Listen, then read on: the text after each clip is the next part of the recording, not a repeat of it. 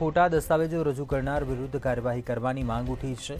સુરત મહાનગરપાલિકા દ્વારા અલગ અલગ સિક્યુરિટી એજન્સીઓના જરૂરિયાત મુજબ સિક્યુરિટી ગાર્ડ અને સિક્યુરિટી સુપરવાઇઝર રાખવાના છે। સિક્યુરિટી એજન્સીઓને આશરે 42 કરોડના કોન્ટ્રાક્ટ આપવાના ટેન્ડરમાં થયેલા ઉબાચારી સંદર્ભે પૂર્વ કોર્પોરેટર વિજય પાનસેરિયાએ મ્યુનિસિપલ કમિશનરને પત્ર લખીને દોષિત કોન્ટ્રાક્ટરો વિરુદ્ધ પગલાં લેવા અને ગુનો નોંધવાની માંગણી કરી છે। સુરત મહાનગરપાલિકામાં સિક્યુરિટીના કોન્ટ્રાક્ટ મેળવવા માટે બોગસ દસ્તાવેજો રજૂ કરાયા હોવાની બૂમ પડી રહી છે। એટલું જ નહીં, ભ્રષ્ટાચાર થયો હોવાની ફરિયાદ પણ કરવામાં આવી રહી છે। વ્યવહારિક છે કે સુરત મહાનગરપાલિકાના સિક્યુરિટીના કોન્ટ્રાક્ટ જે આપવામાં આવે છે અને આ કોન્ટ્રાક્ટમાં મોટા પાયે ભ્રષ્ટાચાર થતો હોય છે। તમામ માટે ટેન્ડર ભરવાની પ્રક્રિયા હાથ ધરવામાં આવે છે, જેમાં 23 જેટલા ટેન્ડરો ભરવામાં આવ્યા હતા, પરંતુ આ 23 માંથી 9 જેટલા ટેન્ડરોને ક્વોલિફાય કરવામાં આવ્યા હતા।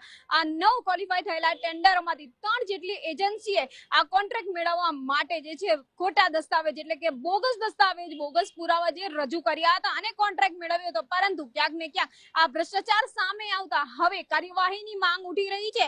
કોંગ્રેસના પૂર્વ કોર્પોરેટર વિજય પાનસેરિયા દ્વારા સુરત મહાનગરપાલિકાના કમિશનર અને અન્ય સત્તાધીશોને પત્ર લખીને કાયદેસર કાર્યવાહી કરવાની માંગ કરવામાં આવી રહી છે। વ્યવહારિક છે કે ભ્રષ્ટાચાર થયો છે, અધિકારીઓની મિલીભગતની અંદર આ કોન્ટ્રાક્ટ આપવામાં આવ્યા છે, જેને લઈને પ્રજાના પરસેવાના પૈસા તો છે જ, પરંતુ 45 કરોડના આ જે કોન્ટ્રાક્ટ આપવામાં આવ્યા છે એમાં મોટા પ્રમાણમાં ભ્રષ્ટાચાર થતા જે વાતો સામે આવી રહી છે, સિક્યુરિટી પોતે પણ ગૂંચમાં પડી ગઈ છે। ત્યારે કોંગ્રેસ કોર્પોરેટર પૂર્વ કોંગ્રેસ કોર્પોરેટર વિજય પાનસેરિયા દ્વારા કડક કાર્યવાહી કરવા માટેની માંગ તો ઉઠી જ રહી છે, પણ હવે જોવું એ રહ્યું કે શું ખરેખર સુરત મહાનગરપાલિકાના સત્તાધીશો આ ભ્રષ્ટાચારની ઉઠેલી ફરિયાદ અંગે કોઈ કાર્યવાહી કરશે કે માત્ર બ્લેકલિસ્ટ કરીને એજન્સીને છોડી દેવામાં આવશે।